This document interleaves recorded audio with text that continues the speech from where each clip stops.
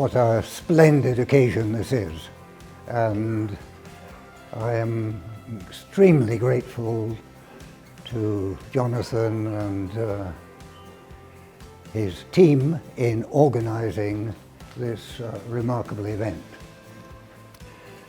But more and more it is becoming evident that we need broadly trained botanists to undertake the necessary research and training to meet the challenges of global change, climate change, the extinction crisis, or whatever you want to call it. It's sad that the extinction crisis is inspired by climate change and biodiversity on the back of it, but rather than the other way around. But we also need to inform policymakers and the public of the real nature of what it is plants are about, what the role they play. I got into botany purely for the actual love of the natural world, and I wanted to know about conservation and just see where it led me, really.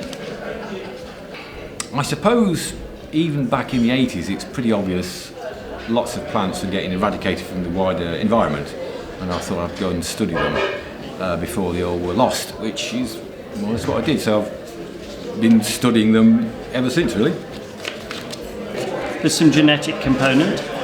My granddad was a botanist, so I think there's something there. But also people like, who's the guy with the beard? David Bellamy.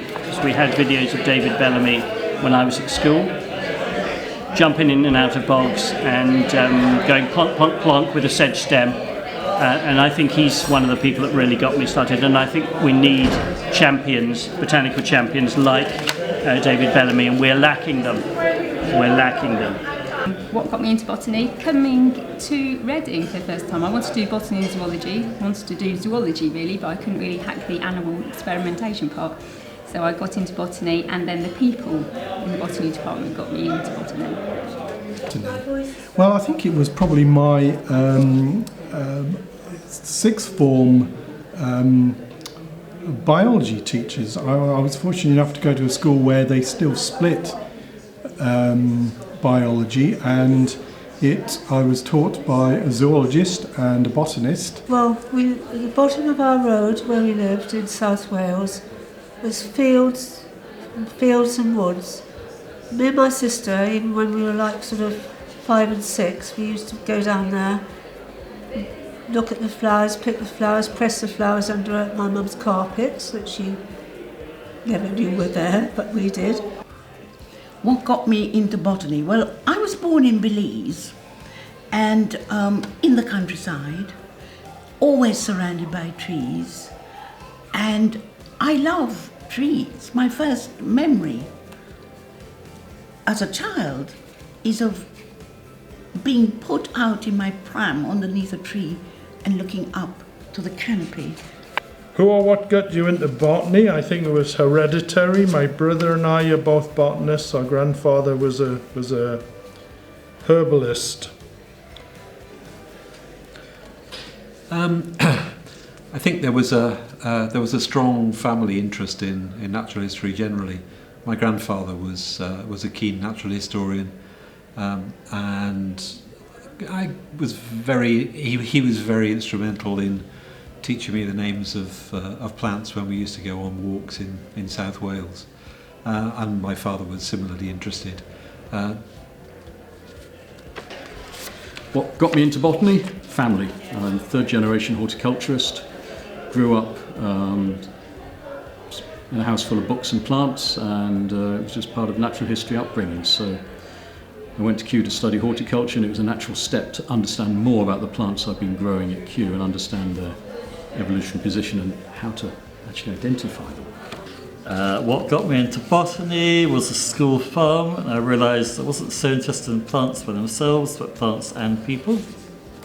What got me into botany? I was always fascinated by the natural world, and actually I think Reading got me into botany. It's where I really developed my interest. It was a fantastic stimulus.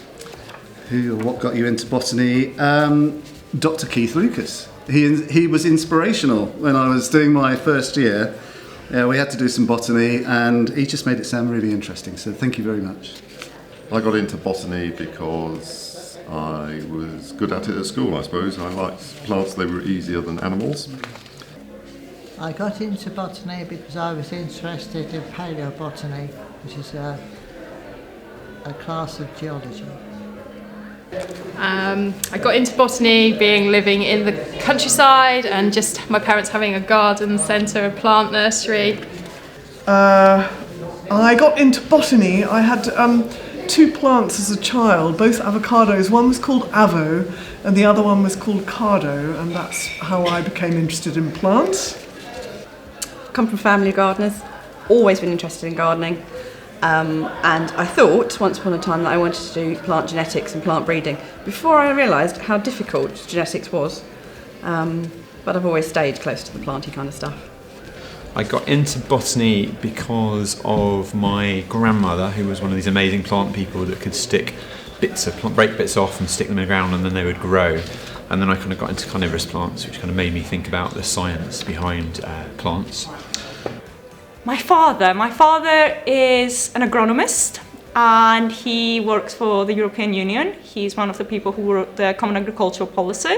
So he spent quite a lot of time teaching us a lot about plants and how they grow and agriculture and how to identify things, which meant when I started my MSc and Jonathan asked me to describe a plant, I said, which plant is this? It was a buttercup. And I knew the common name in 3 other languages, but not in English. And I didn't even know the Latin name. It was so embarrassing. I got into botany really through archaeology, and I was really interested in how one could use plants in an archaeological context. But then I got more interested in how one could use plants in an evolutionary context. So in addition to the usual things about field work and general sort of interest in ecology and so on, it was really that academic interest in kind of plant evolution and how that interfaced with the plant fossil record that's been my main research thrust. I look around here and I see current students and alumni that represent 5 decades of botany teaching. I've had the great pleasure of chatting to many of you today, and I'm hearing stories about what the more recent graduates have gone out and done, what people are up to. We can be proud of the reach and the impact of our work as botanists. So thanks to Vernon for highlighting for us and reminding us about the Reading legacy.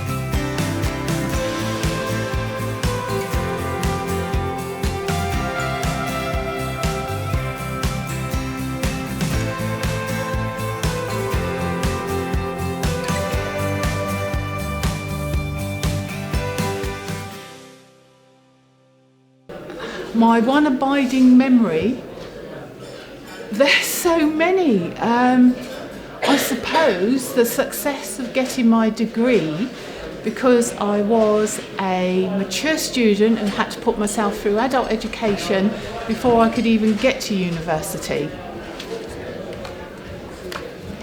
One abiding memory. I think the abiding memory was a Spanish field trip. Just wandering through Spanish hillsides. We're lacking them. My abiding memory of botany at Reading, oh dear, there's too many students, my students I think, and seeing them pick up botanical skills, particularly plant identification, which is a the key area that I like to teach, and actually seeing them go from total confusion, not knowing perhaps very much apart from daisies and dandelions, to going out at the end and being confident to pick up a sedge.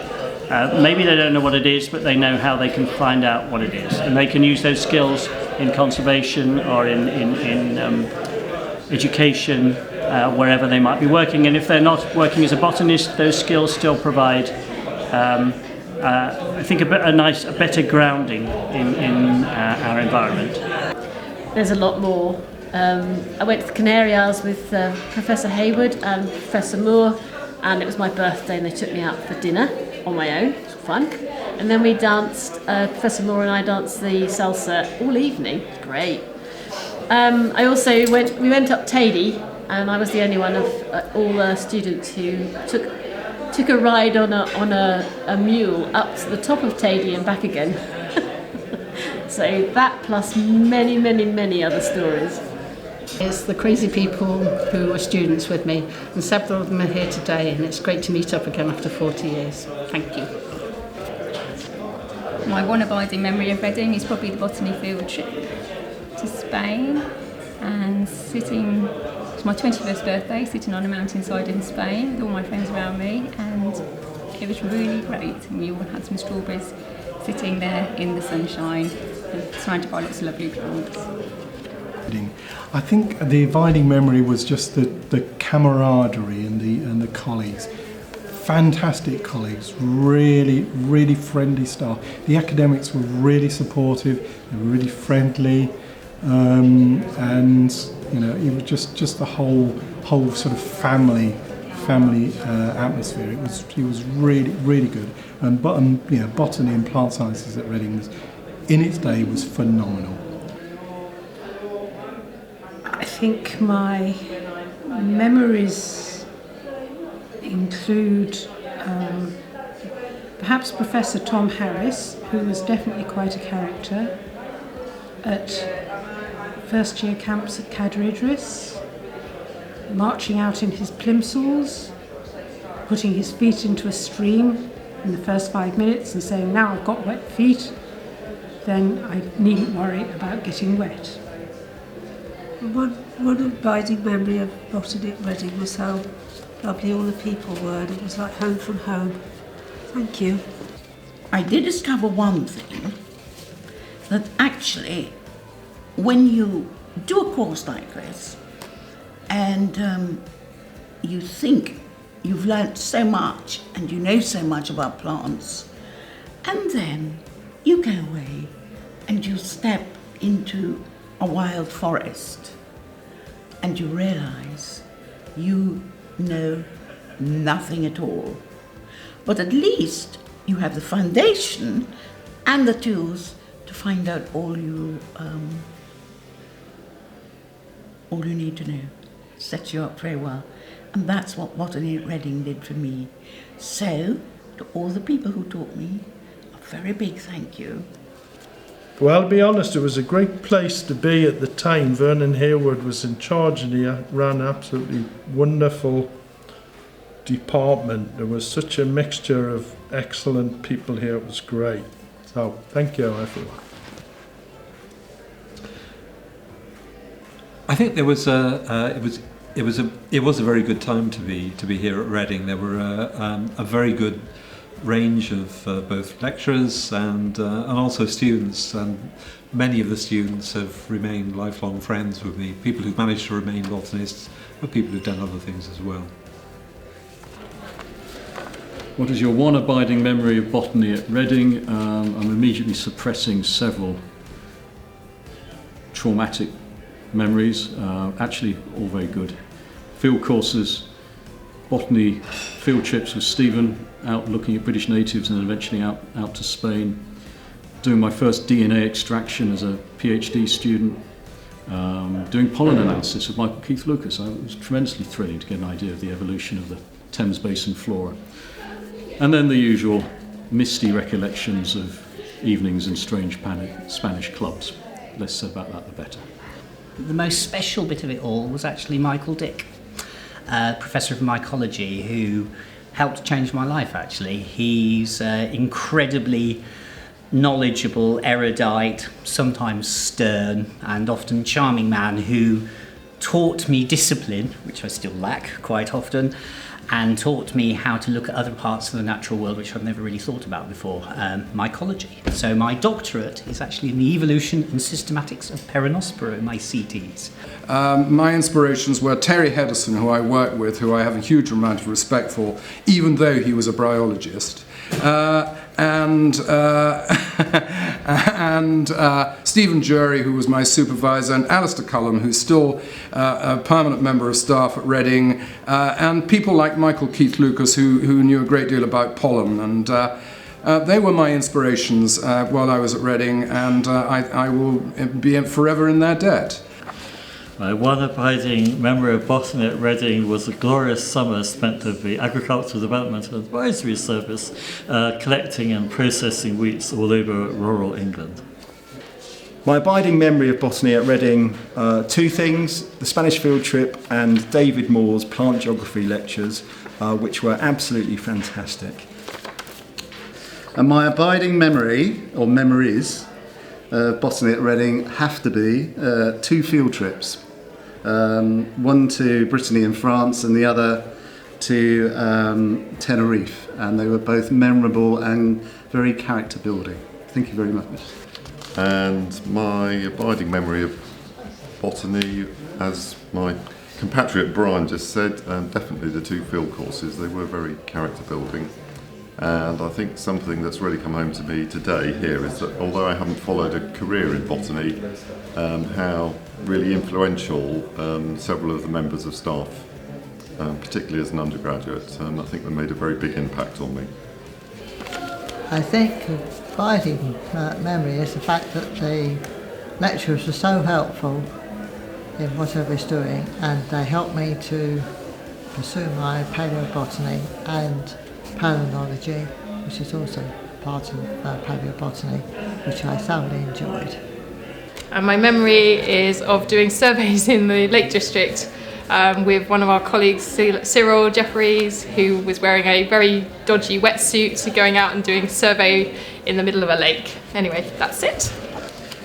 And I think my abiding memory of Reading was actually on the Spanish field trip, which was absolutely fascinating and enormous fun as well. And the Lake District field trip was where my now wife and I got together, and we still are 22 years, a couple of weeks later. One of them is coming home and telling everyone that I had a boyfriend, everyone going, yeah, well, we're not surprised. And the other one is standing at the top of a hill in the pouring rain doing the YMCA. One of them is eating durian fruit for the first time, and I can still taste the kind of cold custard, cheese and onion crisp vileness of the durian, and I never want to have that experience again. A day's work of PhD, and I'm there trying to make popcorn garlands in the middle of the night so we can take pictures of it. And that is the definition of Reading Botany. So anyway, I'm very grateful to Reading. I spent 9 happy years here, not only doing botany, but also enjoying the sport here on campus and having friends in other departments and schools. And anyway, I'm a big fan of Reading, and I think I was here at a very, very good time in the development of the plant sciences. So my one abiding memory of botany at Reading at the moment is this amazing reunion we've had. It's just been so amazing, so fantastic to see all these people that before I only knew as names or photographs. So congratulations, 50 years, and here's to the next 50 of botany at Reading. Thank you.